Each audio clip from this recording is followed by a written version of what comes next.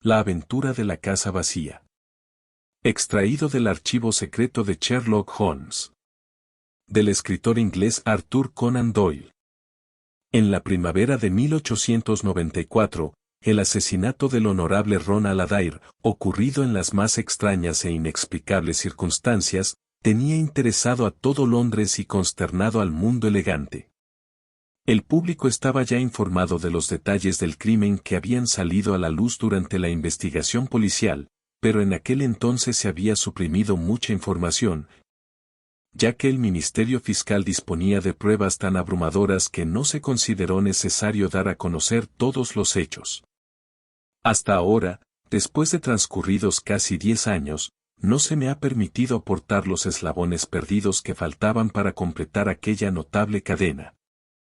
El crimen tenía interés por sí mismo, pero para mí aquel interés se quedó en nada, comparado con una derivación inimaginable, que me ocasionó el sobresalto y la sorpresa mayores de toda mi vida aventurera. Aún ahora, después de tanto tiempo, me estremezco al pensar en ello, siento de nuevo aquel repentino torrente de alegría, asombro e incredulidad que inundó por completo mi mente. Aquí debo pedir disculpas a ese público que ha mostrado cierto interés por las ocasiones fugaces visiones que yo le ofrecía de los pensamientos y actos de un hombre excepcional, por no haber compartido con él mis conocimientos. Me habría considerado en el deber de hacerlo de no habérmelo impedido una prohibición terminante, impuesta por su propia boca, que no se levantó hasta el día 3 del mes pasado. Como podrán imaginarse, mi estrecha relación con Sherlock Holmes había despertado en mí un profundo interés por el delito aún después de su desaparición. Nunca dejé de leer con atención los diversos misterios que salían a la luz pública incluso, intenté más de una vez, por pura satisfacción personal, aplicar sus métodos para tratar de solucionarlos. Aunque sin resultados dignos de mención. Sin embargo, ningún suceso me llamó tanto la atención como esta tragedia de Ronald Adair. Cuando leí los resultados de las pesquisas que condujeron a un veredicto de homicidio intencionado, cometido por persona o personas desconocidas, comprendí con más claridad que nunca la pérdida que había sufrido la sociedad con la muerte de Sherlock Holmes. Aquel extraño caso presentaba detalles que yo estaba seguro de que le habrían atraído muchísimo, y el trabajo de la policía se habría visto reforzado o, más probablemente, superado por las dotes de observación y la agilidad mental del primer detective de Europa. Durante todo el día, mientras hacía mis visitas médicas, no paré de darle vueltas al caso, sin llegar a encontrar una explicación que me pareciera satisfactoria. Aún a riesgo de repetir lo que todos saben, volveré a exponer los hechos que se dieron a conocer al público al concluir la investigación. El honorable Ronald Adair era el segundo hijo del conde de Maynooth, por aquel entonces gobernador de una de las colonias australianas. La madre de Adair había regresado de Australia para operarse de cataratas, y vivía con su hijo Adair y su hija Hilda en el 427 de Park Lane. El joven se movía en los mejores círculos sociales, no se le conocían enemigos y no parecía tener vicios de importancia.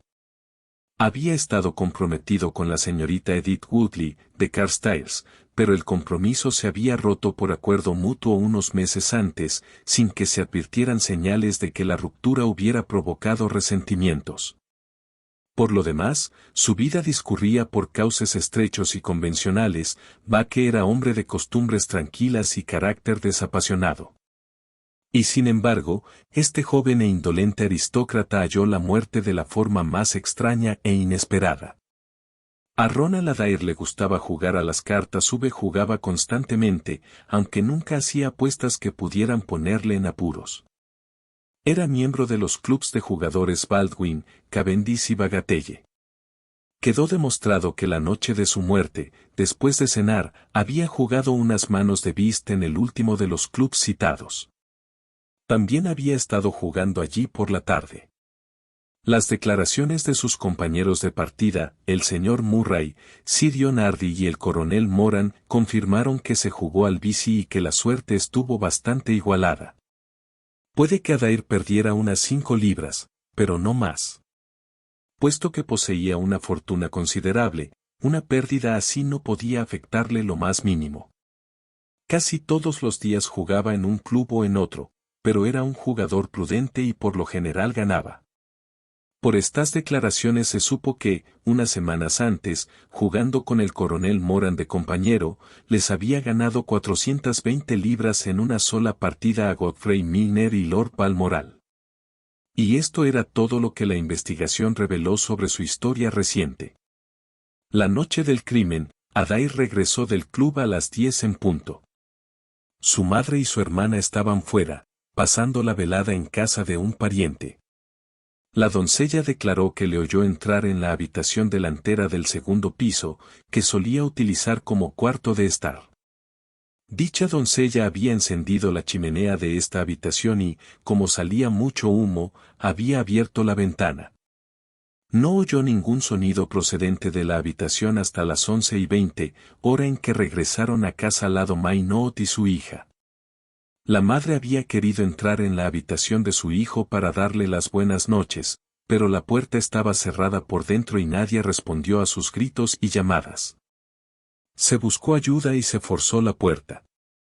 Encontraron al desdichado joven tendido junto a la mesa, con la cabeza horriblemente destrozada por una bala explosiva de revólver, pero no se encontró en la habitación ningún tipo de arma.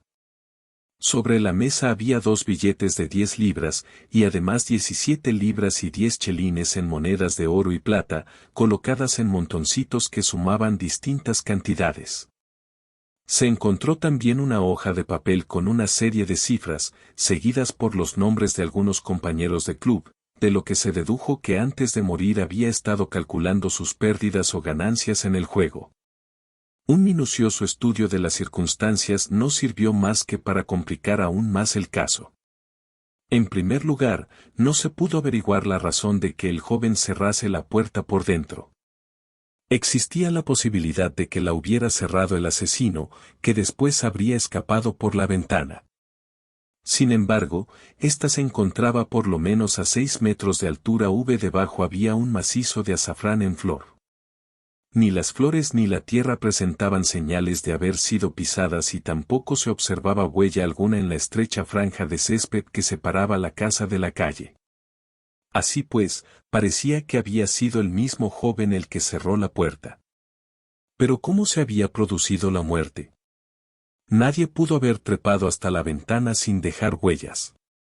Suponiendo que le hubieran disparado desde fuera de la ventana, tendría que haberse tratado de un tirador excepcional para infligir con un revólver una herida tan mortífera. Pero, además, Park Lane es una calle muy concurrida y hay una parada de coches de alquiler a 100 metros de la casa. Nadie había oído el disparo. Y, sin embargo, allí estaba el muerto y allí la bala de revólver, que se había abierto como una seta, como hacen las balas de punta blanda, infligiendo así una herida que debió provocar la muerte instantánea. Estas eran las circunstancias del misterio de Park Lane, que se complicaba aún más por la total ausencia de móvil, ya que, como he dicho, al joven Adair no se le conocía ningún enemigo y, por otra parte, nadie había intentado llevarse de la habitación ni dinero ni objetos de valor. Me pasé todo el día dándole vueltas a estos datos, intentando encontrar alguna teoría que los reconciliase todos y buscando esa línea de mínima resistencia que, según mi pobre amigo, era el punto de partida de toda investigación. Confieso que no avancé mucho. Por la tarde di un paseo por el parque, y a eso de las 6 me encontré en el extremo de Park Lane que desemboca en Oxford Street. En la acera había un grupo de desocupados, todos mirando hacia una ventana concreta, que me indicó cuál era la casa que había venido a ver. Un hombre alto y flaco, con gafas oscuras y todo el aspecto de ser un policía de paisano, estaba exponiendo alguna teoría propia, mientras los demás se apretujaban a su alrededor para escuchar lo que decía. Me acerqué todo lo que pude, pero sus comentarios me parecieron tan absurdos que retrocedí con cierto disgusto. Al hacerlo tropecé con un anciano contrahecho que estaba detrás de mí, haciendo caer al suelo varios libros que llevaba. Recuerdo que, al agacharme a recogerlos, me fijé en el título de uno de ellos, el origen del culto a los árboles, lo que me hizo pensar que el tipo debía ser un pobre bibliófilo que, por negocio o por afición, coleccionaba libros raros. Le pedí disculpas por el tropiezo, pero estaba claro que los libros que yo había maltratado tan desconsideradamente eran objetos preciosísimos para su propietario. Dio media vuelta con una mueca de desprecio y vi desaparecer entre la multitud su espalda encorvada y sus patillas blancas. Mi observación del número 427 de Park Lane contribuyó bien poco a resolver el enigma que me interesaba. La casa estaba separada de la calle por una tapia baja con verja, que en total no pasaban del 1,5 metros de altura. Así pues, cualquiera podía entrar en el jardín con toda facilidad. Sin embargo, la ventana resultaba absolutamente inaccesible, ya que no había tuberías ni nada que sirviera de apoyo al escalador, por ágil que éste fuera. Más desconcertado que nunca, dirigí mis pasos de vuelta hacia Kensington. No llevaba ni 5 minutos en mi estudio cuando entró la doncella, diciendo que una persona deseaba verme. ¿Cuál no sería mi sorpresa al ver que el visitante no era sino el extraño anciano coleccionista de libros, con su rostro afilado y marchito enmarcado por una masa de cabellos blancos y sus preciosos volúmenes, por lo menos una docena encajados bajo el brazo derecho? Parece sorprendido de verme, señor, dijo con voz extraña y cascada. Reconocí que lo estaba. Verá usted, yo soy hombre de conciencia, así que vine cojeando detrás de usted, y cuando le vi entrar en esta casa me dije: voy a pasar a saludar a este caballero tan amable y decirle que aunque me he mostrado un poco grosero no ha sido con mala intención, y que le agradezco mucho que haya recogido mis libros. Da usted demasiada importancia a una nadería, dije yo. ¿Puedo preguntarle cómo sabía quién era yo? Bien, señor, si no es tomarme excesivas libertades, le diré que soy vecino suyo. Encontrará usted mi pequeña librería en la esquina de Church Street, donde estaré encantado de recibirle, ya lo creo. A lo mejor es usted coleccionista, señor, aquí tengo aves, de Inglaterra, el Cátulo, la Guerra Santa, auténticas gangas todos ellos. Con 5 volúmenes podría usted llenar ese hueco del segundo estante. Queda feo, ¿no le parece, señor? Volví la cabeza para mirar la estantería que tenía detrás y cuando miré de nuevo hacia adelante vi a Sherlock Holmes sonriéndome al otro lado de mi mesa. Me puse en pie, lo contemplé durante algunos segundos con el más absoluto asombro, y luego creo que me desmayé por primera y última vez en mi vida. Recuerdo que vi una niebla gris girando ante mis ojos, y cuando se despejó noté que me habían desabrochado el cuello y sentí en los labios un regusto picante a brandy. Holmes estaba inclinado sobre mi silla con una botellita en la mano. Querido Watson, dijo la voz inolvidable. Le pido 1000 perdones. No podía sospechar que le afectaría tanto. Yo le agarré del brazo exclamé. Holmes. ¿Es usted de verdad? ¿Es posible que esté vivo? ¿Cómo se las arregló para salir de aquel espantoso abismo? Un momento, dijo él. ¿Está seguro de encontrarse en condiciones de charlar? Mi aparición, innecesariamente dramática, parece haberle provocado un terrible sobresalto. Estoy bien. Pero, de verdad, Holmes, aún no doy crédito a mis ojos. Cielo santo. Pensar que está usted aquí en mi estudio, usted precisamente. Volví a agarrarlo de la manga y palpé el brazo delgado y fibroso que había debajo. Bueno, por lo menos sé que no es usted un fantasma, dije. Querido amigo, cómo me alegro de verle. Siéntese y cuénteme cómo logró salir vivo de aquel terrible precipicio. Se sentó frente a mí y encendió un cigarrillo con el estilo desenfadado de siempre. Todavía vestía la raída levita del librero, pero el resto de aquel personaje había quedado reducido a una peluca blanca y un montón de libros sobre la mesa. Holmes parecía aún más flaco y enérgico que antes, pero su rostro aguileño presentaba una tonalidad blanquecina que me indicaba que no había llevado una vida muy saludable en los últimos tiempos. «Qué gusto da estirarse, Watson», dijo. Para un hombre alto, no es ninguna broma rebajar su estatura un palmo durante varias horas seguidas. Ahora, querido amigo, con respecto a esas explicaciones que me pide, tenemos por delante, si es que puedo solicitar su cooperación, una noche bastante agitada y llena de peligros. Tal vez sería mejor que se lo explicara todo cuando hayamos terminado el trabajo. Soy todo curiosidad. Preferiría con mucho oírlo ahora. ¿Vendrá conmigo esta noche? Cuando quiera y a donde quiera. Como en los viejos tiempos. Tendremos tiempo de comer un bocado antes de salir. Pues bien, en cuanto a ese precipicio, no tuve grandes dificultades para salir de él, por la sencilla razón de que nunca caí en él. ¿Qué no cavó usted? No, Watson, no caí. La nota que le dejé era absolutamente sincera.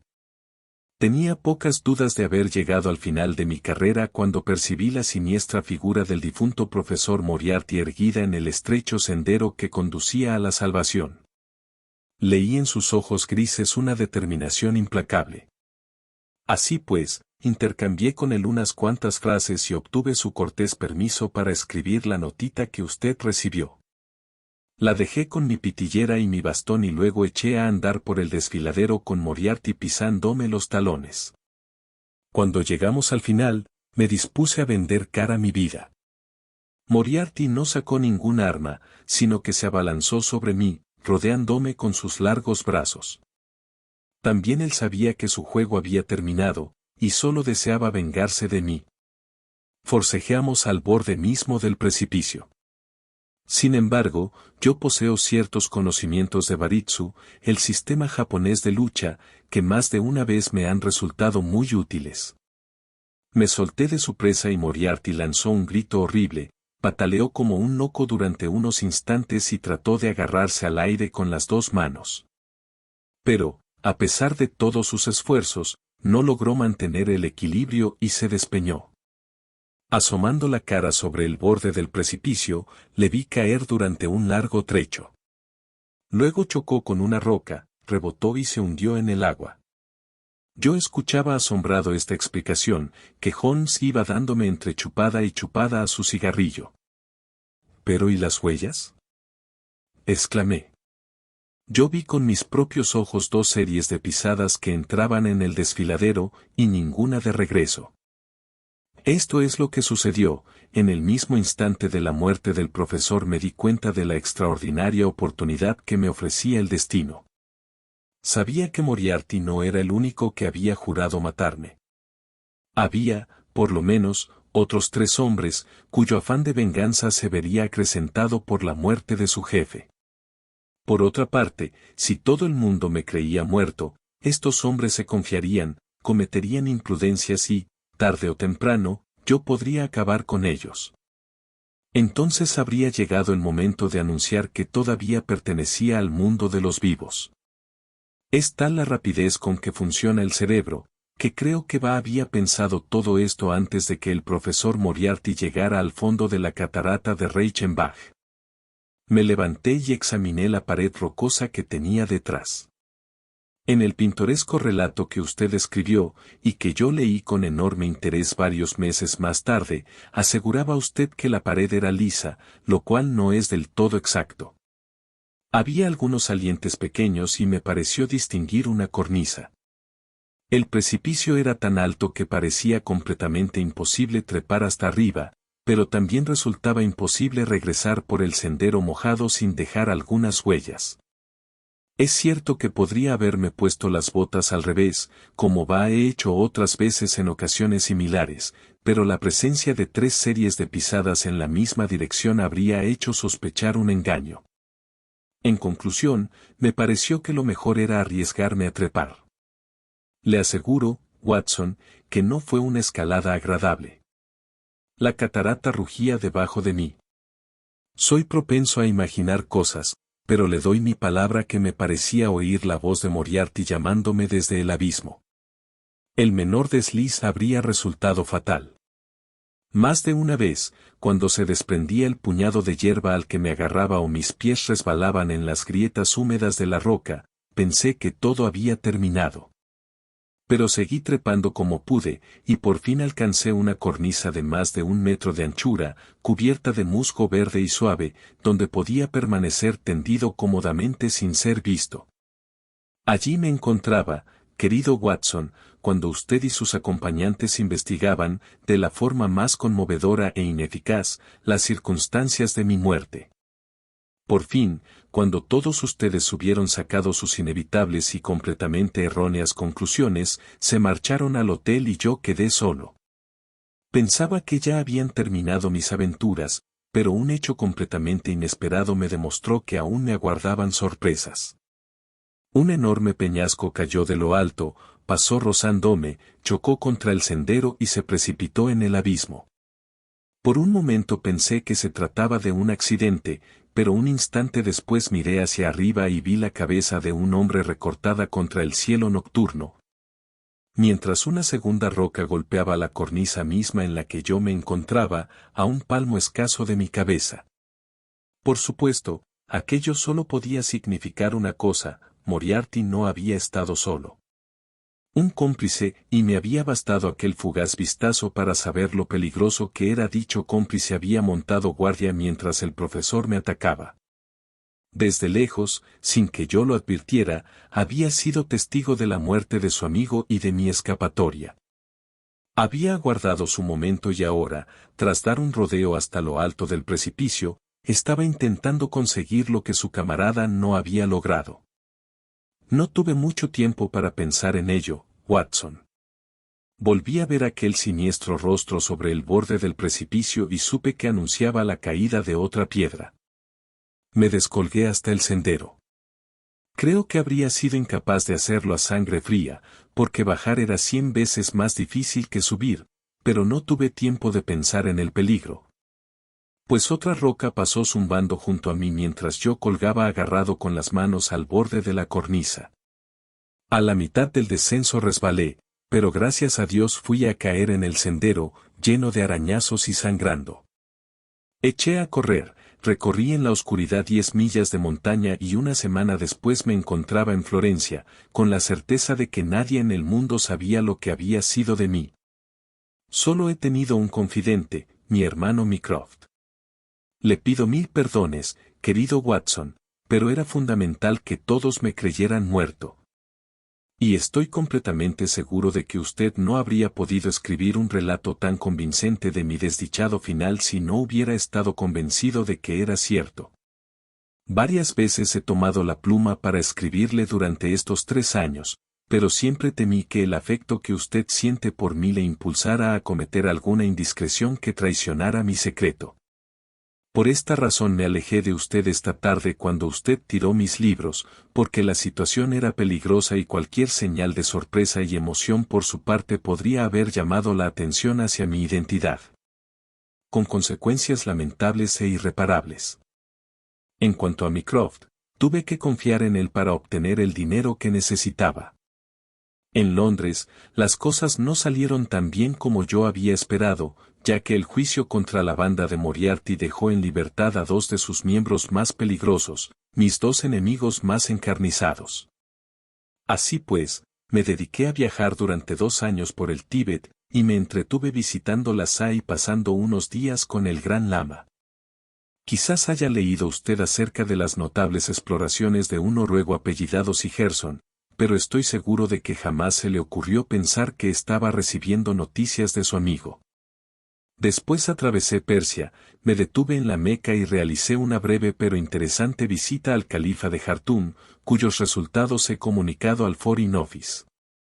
De regreso a Francia, pasé varios meses investigando sobre los derivados del alquitrán de carbón en un laboratorio de Montpellier, en el sur de Francia. Habiendo concluido la investigación con resultados satisfactorios, y enterado de que solo quedaba en Londres uno de mis enemigos, me disponía a regresar cuando recibí noticias de este curioso misterio de Park Lane, que me hicieron ponerme en marcha antes de lo previsto porque el caso no solo me resultaba atractivo por sus propios méritos, sino que parecía ofrecer interesantes oportunidades de tipo personal. Llegué enseguida a Londres, me presenté en Baker Street provocándole un violento ataque de histeria a la señora Hudson, y comprobé que Mycroft había mantenido mis habitaciones y mis papeles tal y como siempre habían estado. Y así, querido Watson, a las 2 en punto del día de hoy me encontraba sentado en mi vieja butaca, en mi vieja habitación, deseando que mi viejo amigo Watson ocupara la otra butaca, que tantas veces había adornado con su persona. Este fue el extraordinario relato que escuché aquella tarde de abril. Un relato que me habría parecido absolutamente increíble de no haberlo confirmado la visión de la alta y enjuta figura y del rostro agudo y vivaz que yo habría creído que nunca volvería a ver. De algún modo, Holmes se había enterado de la trágica pérdida que yo había sufrido, y demostró sus simpatías con sus maneras mejor que con sus palabras. El trabajo es el mejor antídoto contra las penas, querido Watson, dijo, y esta noche tengo una tarea para nosotros, los que, si consigo rematarla con éxito, justificaría por sí sola la vida de un hombre en este mundo. Le rogué en vano que me explicara algo más. Antes de que amanezca habrá visto oído lo suficiente, respondió. Hay mucho que hablar sobre los 3 últimos años. Así ocuparemos el tiempo hasta las 9:30, hora en que emprenderemos la trascendental aventura de la casa vacía. A la hora mencionada, verdaderamente como en los viejos tiempos, yo iba sentado junto a Holmes en un cabriolé, con un revólver en el bolsillo. Hube la emoción de la aventura en el corazón. Cada vez que la luz de las farolas iluminaba sus austeras facciones, yo me fijaba en que tenía las cejas fruncidas, los finos labios apretados, en señal de reflexión. Yo no sabía qué clase de fiera salvaje íbamos a cazar en la tenebrosa selva del delito de Londres, pero por la actitud de aquel maestro de cazadores me daba perfecta cuenta de que la aventura era de las más serias. Y la sonrisa sardónica que de cuando en cuando rompía su ascética seriedad no presagiaba nada bueno para el objeto de nuestra persecución. Había pensado que nos dirigíamos a Baker Street, pero Holmes hizo detenerse el coche en la esquina de Cavendish Square. Al bajarse, me fijé en que dirigía inquisitivas miradas a derecha e izquierda, y cada vez que llegábamos a una esquina tomaba las máximas precauciones para asegurarse de que nadie nos seguía. Holmes conocía a la perfección todas las callejuelas de Londres, y en esta ocasión me llevó con paso rápido y seguro a través de una red de cocheras y establos cuya existencia yo ni siquiera había sospechado. Salimos por fin a una callecita de casas antiguas y fúnebres por las que llegamos a Manchester Street, y de ahí a Blandford Street. Aquí nos metimos rápidamente por un estrecho pasaje, cruzamos un portón de madera que daba a un patio desierto y entonces Holmes sacó una llave y abrió la puerta trasera de una casa. Entramos en ella y Holmes cerró la puerta con llave. Aunque la oscuridad era absoluta, resultaba evidente que se trataba de una casa vacía. Nuestros pies hacían crujir y rechinar las tablas desnudas del suelo, y al extender la mano toqué una pared cuyo empapelado colgaba en jirones. Los fríos y huesudos dedos de Holmes se cerraron alrededor de mi muñeca y me guiaron a través de un largo vestíbulo, hasta que percibí la luz mortecina que se filtraba por el sucio tragaluz de la puerta. Entonces Holmes giró bruscamente a la derecha y nos encontramos en una amplia habitación cuadrada, completamente vacía, con los rincones envueltos en sombras y el centro débilmente iluminado por las luces de la calle. No había ninguna lámpara a mano. Las ventanas estaban cubiertas por una gruesa capa de polvo, de manera que apenas podíamos distinguir nuestras figuras. Mi compañero me puso la mano sobre el hombro. Acercó los labios a mi oreja. ¿Sabe usted dónde estamos?, susurró. Yo diría que esa es Baker Street, respondí, mirando a través de la polvorienta ventana. Exacto. Nos encontramos en Camden House, justo enfrente de nuestros viejos aposentos. ¿Y por qué estamos aquí? Porque aquí disfrutamos de una excelente vista de esa pintoresca mole. Tendría la amabilidad, querido Watson, de acercarse un poco más a la ventana, con mucho cuidado para que nadie pueda verle. Y echar un vistazo a nuestras viejas habitaciones, punto de partida de tantas de nuestras pequeñas aventuras. Veamos si mis 3 años de ausencia me han hecho perder la capacidad de sorprenderle. Avancé con cuidado y miré hacia la ventana que tan bien conocía.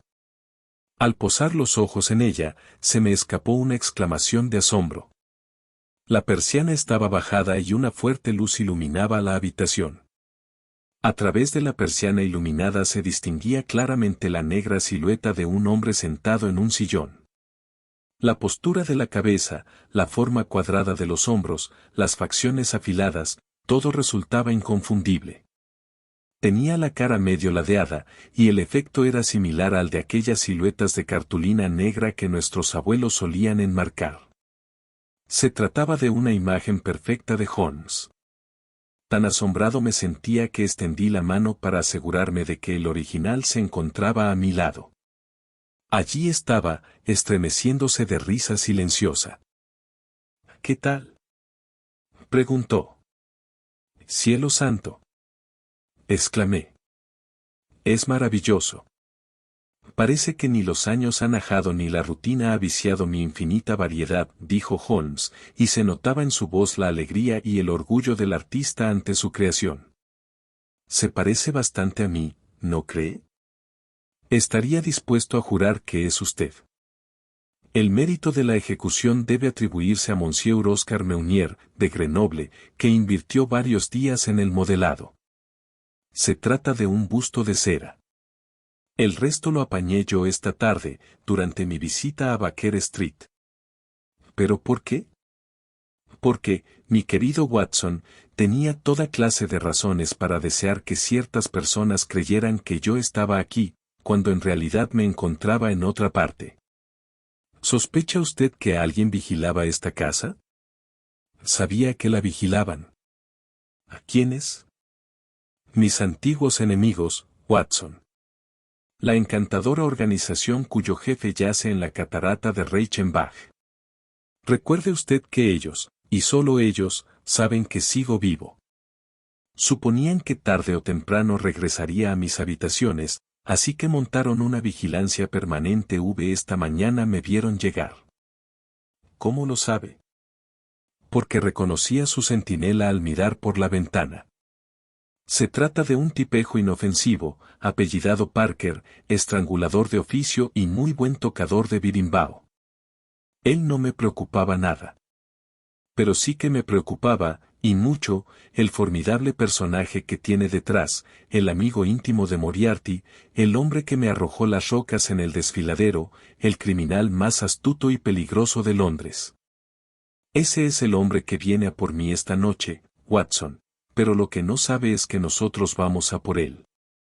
Poco a poco, los planes de mi amigo se iban revelando.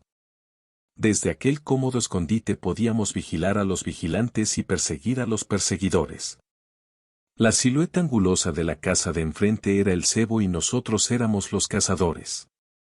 Aguardamos silenciosos en la oscuridad, observando las apresuradas figuras que pasaban y volvían a pasar frente a nosotros.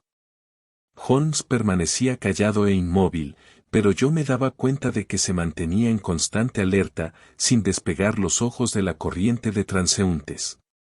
Era una noche fría y turbulenta. El viento silbaba estridentemente a lo largo de la calle.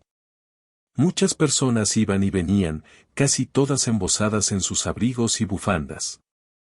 Una o dos veces, me pareció ver pasar una figura que había visto antes, y me fijé sobre todo en dos hombres que parecían resguardarse del viento en el portal de una casa, a cierta distancia calle arriba.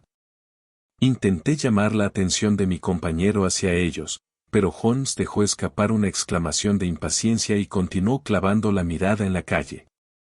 Más de una vez dio pataditas en el suelo y tamborileó rápidamente con los dedos en la pared. Resultaba evidente que se estaba impacientando y que sus planes no iban saliendo tal y como había calculado. Por fin, ya cerca de la medianoche, cuando la calle se iba vaciando poco a poco, Holmes se puso a dar zancadas por la habitación, presa de una agitación incontrolable. Me disponía a hacer algún comentario cuando levanté la mirada hacia la ventana iluminada y sufrí una nueva sorpresa, casi tan fuerte como la anterior. Agarré a Holmes por el brazo y señalé hacia arriba. La sombra se ha movido. Efectivamente, Va no la veíamos de perfil, sino que ahora nos daba la espalda. Evidentemente, los 3 años de ausencia no habían suavizado las asperezas de su carácter ni su irritabilidad ante inteligencias menos activas que la suya. Pues claro que se ha movido. Bufó. Me cree tan chapucero, Watson, como para colocar un monigote inmóvil y esperar que varios de los hombres más astutos de Europa se dejen engañar por él. Llevamos 2 horas en esta habitación, y durante este tiempo la señora Hudson ha cambiado de posición el busto 8 veces, es decir, cada cuarto de hora. Se acerca siempre por delante de la figura, de manera que no se vea su propia sombra. Ah. Holmes aspiró con agitación. En la penumbra del cuarto pude ver que inclinaba la cabeza hacia adelante, con todo el cuerpo rígido, en actitud de atención. Es posible que los 2 hombres que yo había visto siguieran acurrucados en el portal, pero Van no los veía. Toda la calle estaba silenciosa y oscura, con excepción de aquella brillante ventana amarilla que teníamos enfrente, con la negra silueta proyectada en su centro. En medio del absoluto silencio volví a oír aquel suave silbido que indicaba una intensa emoción reprimida.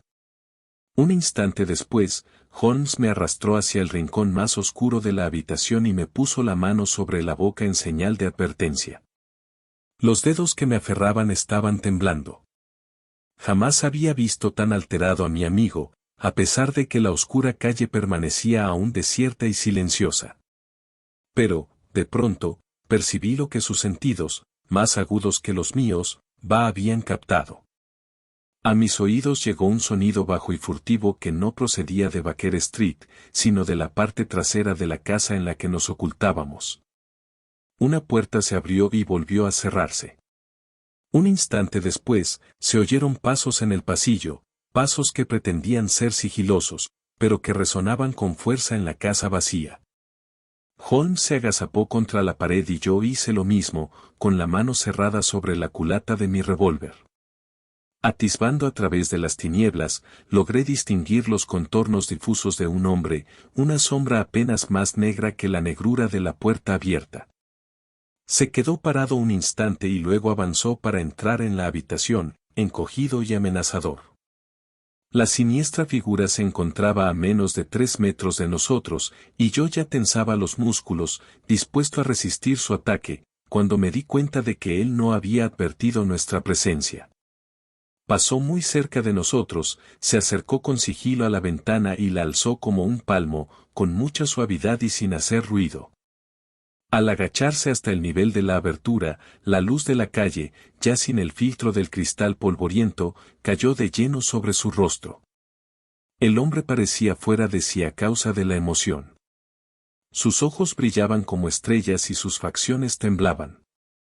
Se trataba de un hombre de edad avanzada, con nariz fina y pronunciada, frente alta y calva, y un enorme bigote canoso. Llevaba un sombrero de copa echado hacia atrás, y bajo su abrigo desabrochado brillaba la pechera de un traje de etiqueta. Su rostro era sombrío y atezado, surcado por profundas arrugas. En la mano llevaba algo que parecía un bastón, pero que al apoyarlo en el suelo resonó con ruido metálico. A continuación, sacó del bolsillo de su abrigo un objeto voluminoso y se enfrascó en una tarea que concluyó con un fuerte chasquido, como el que produce un muelle o un resorte al encajar en su sitio. Siempre con las rodillas en el suelo, se inclinó hacia adelante, aplicando todo su peso y su fuerza sobre alguna especie de palanca. El resultado fue un prolongado chirrido que terminó también con un fuerte chasquido. Entonces el hombre se enderezó y vi que lo que sostenía en la mano era una especie de fusil, con una culata de forma extraña. Abrió la recámara, metió algo en ella y cerró de golpe el cerrojo. Luego se volvió a agachar, apoyó el extremo del cañón en el borde de la ventana abierta y vi cómo sus largos bigotes rozaban la culata mientras sus ojos brillaban al enfilar el punto de mira. Oí un ligero suspiro de satisfacción cuando se acomodó la culata en el hombro y comprobé el magnífico blanco que ofrecía la silueta negra sobre fondo amarillo, en plena línea de tiro. El hombre permaneció rígido e inmóvil durante un instante y luego su dedo se cerró sobre el gatillo. Se oyó un fuerte y extraño zumbido y el prolongado tintineo de un cristal hecho pedazos. En aquel instante, Holmes saltó como un tigre sobre la espalda del tirador y le hizo caer de bruces. Pero, al momento, volvió a levantarse y agarró a Holmes por el cuello con la fuerza de un loco. Le golpeé en la cabeza con la culata de mi revólver y cayó de nuevo al suelo. Me lancé sobre él y, mientras lo sujetaba, mi compañero hizo sonar con fuerza un silbato. Se oyeron pasos que corrían por la acera y dos policías de uniforme, más un inspector de paisano, penetraron en tromba por la puerta delantera. ¿Es usted, Lestrade?, preguntó Holmes. Sí, señor Holmes. Quise ocuparme yo mismo de este asunto. Qué alegría volverle a ver en Londres, señor. Pensé que no le vendría mal un poco de ayuda extraoficial. 3 asesinatos sin resolver en un año no indican nada bueno, Lestrade. Sin embargo, en el misterio de Molesey no se comportó usted con su habitual, quiero decir, lo llevó usted bastante bien. Nos habíamos puesto de pie y nuestro prisionero jadeaba ruidosamente con un fornido policía a cada lado. En la calle empezaban ya a reunirse grupillos de curiosos. Holmes se acercó a la ventana, la cerró y bajó las persianas. Lestrade había sacado 2 velas y los policías habían destapado sus linternas.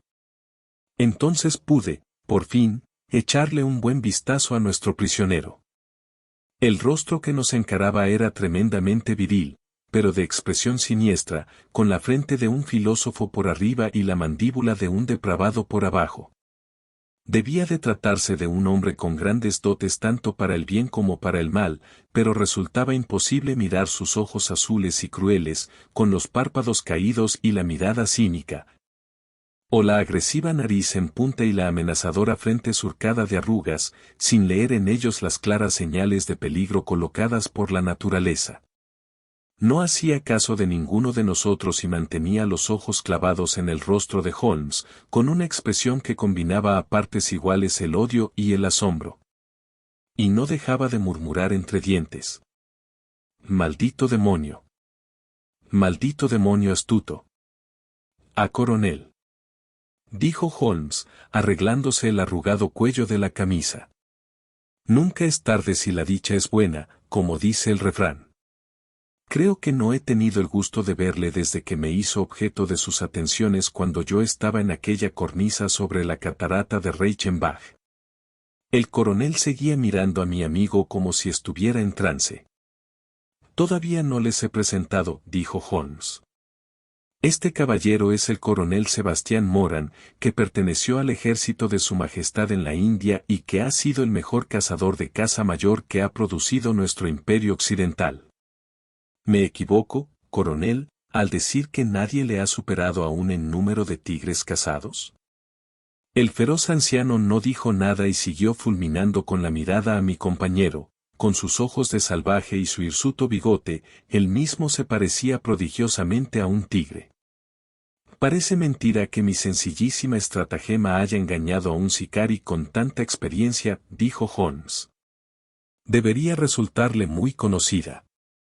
¿Nunca ha atado usted un cabrito debajo de un árbol, para apostarse entre las ramas con su rifle y aguardar a que el cebo atrajera al tigre?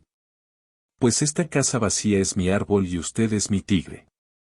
Es posible que llevara usted rifles de reserva, por si se presentaban varios tigres o por si se daba la improbable circunstancia de que le fallara la puntería».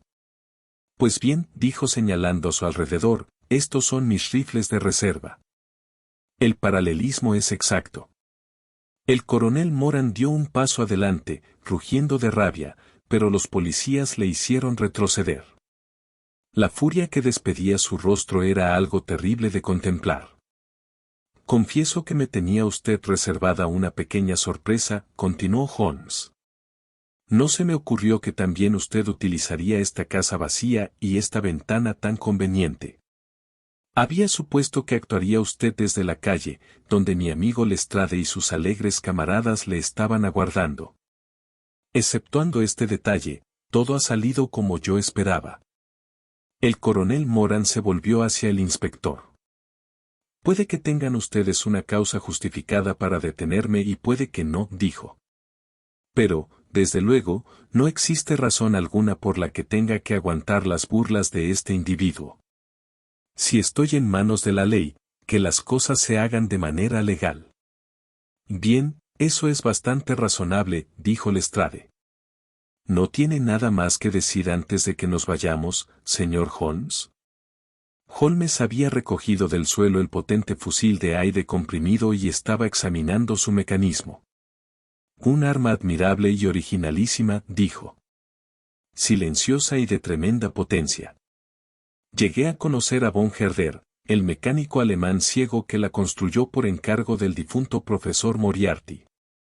Durante años he sabido de su existencia, pero hasta ahora no había tenido la oportunidad de examinarla. Se la encomiendo de manera muy especial, Lestrade, junto con sus correspondientes balas. ¿Puede usted confiarla a nuestro cuidado, señor Holmes?, dijo Lestrade mientras todo el grupo se dirigía hacia la puerta. ¿Algo más? Solo preguntar de qué piensa usted acusar al detenido. ¿De qué, señor? Pues, naturalmente, de intentar asesinar al señor Sherlock Holmes. De eso, nada, Lestrade. No tengo ninguna intención de aparecer en el asunto. A usted, y solo a usted, le corresponde el mérito de la importantísima detención que acaba de practicar. Sí, Lestrade, le felicito. Con su habitual combinación de astucia u audacia, ha conseguido usted atraparlo. ¿Atraparlo? ¿Atrapar a quién, señor Holmes? Al hombre que toda la policía ha estado buscando en vano, al coronel Sebastián Moran, que asesinó al honorable Ronald Adair con una bala explosiva. Disparada con un fusil de aire comprimido a través de la ventana del segundo piso de Park Lane, número 427, el día 30 del mes pasado. Esa es la acusación, Lestrade. Y ahora, Watson, si es usted capaz de soportar la corriente que se forma con una ventana rota, creo que le resultará muy entretenido y provechoso pasar media hora en mi estudio mientras fuma un cigarro. Nuestras antiguas habitaciones se habían mantenido inalteradas gracias a la supervisión de Mycroft Holmes y a los servicios inmediatos de la señora Hudson. Es cierto que al entrar observé una pulcritud desacostumbrada, pero los viejos puntos de referencia seguían todos en su sitio. Allí estaba el rincón de química, con la mesa de madera manchada de ácido. Sobre un estante se veía la formidable hilera de álbumes de recortes y libros de consulta que tantos de nuestros conciudadanos habrían quemado con sumo placer. Los gráficos, el estuche de violín, el colgador de pipas, hasta la babucha persa que contenía el tabaco, todo me saltaba a la vista al mirar a mi alrededor. En la habitación había dos ocupantes, uno de ellos era la señora Hudson, que nos miró radiante al vernos entrar, el otro era el extraño maniquí que tan importante papel había desempeñado en las aventuras de aquella noche. Era un busto de mi amigo en cera de color, admirablemente ejecutado con un parecido absoluto. Estaba colocado sobre una mesita que le servía de pedestal y envuelto en una vieja bata de Holmes, de manera que, visto desde la calle, la ilusión era perfecta. Confío en que tomaría usted todas las precauciones, señora Hudson, dijo Holmes. Me acerqué de rodillas, señor Holmes, tal como usted me dijo. Excelente. Lo ha hecho usted muy bien. ¿Se fijó en dónde fue a pegar la bala? Sí, señor. Me temo que ha estropeado su magnífico busto, porque le atravesó la cabeza y fue a aplastarse contra la pared. La recogí de la alfombra y aquí la tiene. Holmes me la mostró. Una bala de revólver blanda, como puede ver, Watson. Una idea genial. ¿Quién iba a imaginar que se podía disparar esto con un fusil de aire comprimido? Muy bien, señora Hudson, le estoy agradecido por su cooperación. Y ahora, Watson, haga el favor de ocupar una vez más su antiguo asiento, ya que me gustaría discutir con usted varios detalles.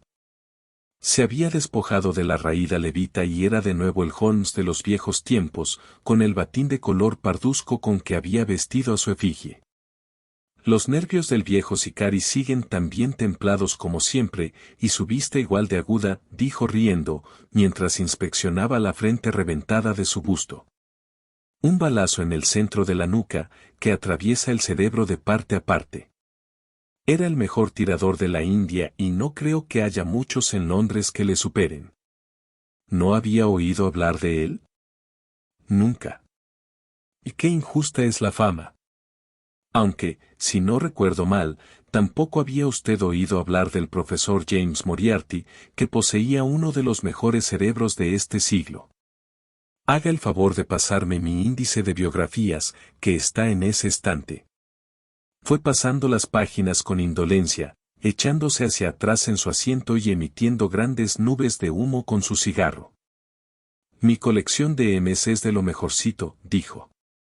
Solo con Moriarty bastaría para dar prestigio a una letra, y aquí tenemos además a Morgan, el envenenador, Merridew, de funesto recuerdo, y Matthews, que me saltó el colmillo izquierdo de un puñetazo en la sala de espera de Charing Cross. Y aquí tenemos por fin a nuestro amigo de esta noche. Me pasó el libro y leí, Moran, Sebastián, coronel. Sin empleo. Sirvió en el 1. Grados de zapadores de Bengalore. Nacido en Londres en 1840.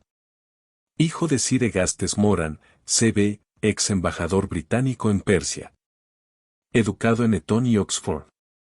Sirvió en la campaña de Jobaki, en la campaña de Afganistán, en Charasiab, menciones elogiosas, Serpur y Kabul.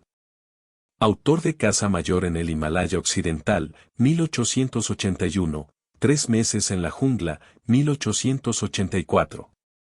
Dirección, Candwith Street. Clubs, el Anglo-Indio, el Tankerville, el Bagatelle Card Club. Al margen aparecía escrito, con la letra precisa de Holmes. El segundo hombre más peligroso de Londres. Es asombroso, dije, devolviéndole el volumen. La carrera de este hombre es la de un militar honorable. Es cierto, respondió Holmes. Hasta cierto punto, se portó muy bien. Siempre fue un hombre con nervios de acero, y todavía se cuenta en la India la historia de cuando se arrastró por una acequia persiguiendo a un tigre herido, devorador de hombres. Algunos árboles, Watson, crecen derechos hasta cierta altura y de pronto desarrollan cualquier extraña deformidad. Lo mismo sucede a menudo con las personas. Sostengo la teoría de que el desarrollo de cada individuo representa la sucesión completa de sus antepasados. Y que cualquier giro repentino hacia el bien o hacia el mal obedece a una poderosa influencia introducida en su árbol genealógico. La persona se convierte, podríamos decir, en una recapitulación de la historia de su familia. Una teoría bastante extravagante, diría yo. Bien, no insistiré en ello. Por la causa que fuera, el coronel Moran empezó a descarriarse. Aún sin dar lugar a ningún escándalo público, la India le llegó a resultar demasiado incómoda. Se retiró, vino a Londres y también aquí adquirió mala reputación. Fue entonces cuando le localizó el profesor Moriarty, para quien actuó durante algún tiempo como jefe de su Estado Mayor.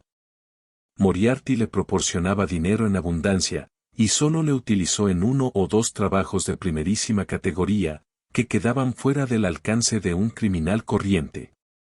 Quizás recuerde usted la muerte de la señora Stewart, de Lauder, en 1887. No. Bueno, pues estoy seguro que Moran estuvo en el fondo del asunto, pero no se pudo demostrar nada. El coronel tenía las espaldas tan bien cubiertas que, incluso después de la desarticulación de la banda de Moriarty, resultó imposible acusarle de nada. ¿Se acuerda de aquella noche en que fui a su casa y cerré las contraventanas por temor a los fusiles de aire comprimido? Sabía muy bien lo que me hacía, estaba enterado de la existencia de este extraordinario fusil y sabía también que lo manejaba uno de los mejores tiradores del mundo. Cuando fuimos a Suiza, él nos siguió en compañía de Moriarty, y no cabe duda de que fue él quien me hizo pasar aquellos 5 minutos de infierno en la cornisa de Reichenbach.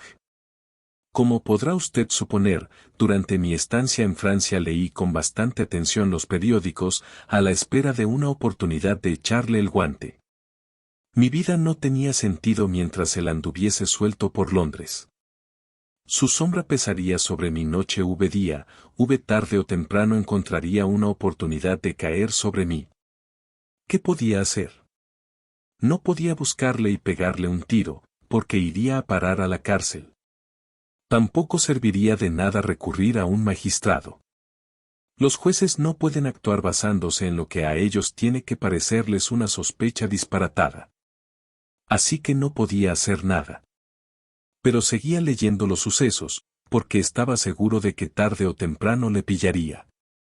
Y entonces se produjo la muerte de este Ronald Adair. Por fin había llegado mi oportunidad. Sabiendo lo que yo sabía, ¿no resultaba evidente que el coronel Moran era el culpable? Había jugado a las cartas con el joven, le había seguido a su casa desde el club, le había disparado a través de la ventana abierta. No cabía duda alguna. Solo con las balas bastaría para echarle la soga al cuello. Así que vine inmediatamente. El hombre que vigilaba mi casa me vio, y yo estaba seguro de que informaría a su jefe de mi presencia. Como es natural, el coronel relacionaría mi súbito regreso con su crimen y se alarmaría terriblemente. No me cabía duda de que intentaría quitarme de en medio cuanto antes, para lo cual traería su arma asesina.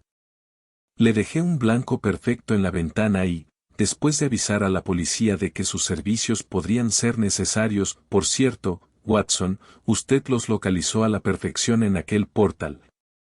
Me instalé en lo que me pareció un excelente puesto de observación, sin imaginar que él elegiría el mismo lugar para atacar. Y ahora, querido Watson, ¿queda algo por aclarar? Sí, dije. No ha explicado todavía qué motivos tenía el coronel Moran para asesinar al honorable Ronald Adair. Ah, querido Watson, aquí entramos en el terreno de las conjeturas, donde la mente más lógica puede fracasar. Cada uno puede elaborar su propia hipótesis, basándose en las pruebas existentes, y la suya tiene tantas posibilidades de acertar como la mía. Pero usted tiene ya la suya, ¿no? Creo que no resulta difícil explicar los hechos. Quedó demostrado que el coronel Moran y el joven Adair habían ganado una suma considerable jugando de compañeros. Ahora bien, es indudable que Moran hizo trampas, sé desde hace mucho tiempo que las hacía. Supongo que el día del crimen Adair se dio cuenta de que Moran era un tramposo. Lo más probable es que hablara con él en privado, amenazándole con revelar la verdad a menos que Moran se diese de baja en el club y prometiera no volver a jugar a las cartas. Es muy poco probable que un joven como Adair provocase un escándalo de buenas a primeras denunciando a un hombre muy conocido y mucho mayor que él. Lo lógico es que actuara tal como yo digo. Para Moran, quedar excluido de los clubs significaba la ruina, ya que vivía de lo que ganaba trampeando a las cartas. Así que asesinó a Adair, que en aquel mismo momento estaba calculando el dinero que tenía que devolver, ya que consideraba inaceptable quedarse con el fruto de las trampas de su compañero. Cerró la puerta para que las damas no le sorprendieran e insistieran en que les explicara lo que estaba haciendo con la lista y el dinero. ¿Qué tal se sostiene esto? Estoy convencido de que ha dado usted en el clavo. El juicio lo confirmará o lo desmentirá. Mientras tanto, y pase lo que pase, el coronel Moran no nos molestará más, el famoso fusil de aire comprimido de von Herder pasará a adornar el museo de Scotland Yard. Y Sherlock Holmes queda libre de nuevo para dedicar su vida a examinar los interesantes problemillas que la complicada vida de Londres nos plantea sin cesar. Fin de la historia.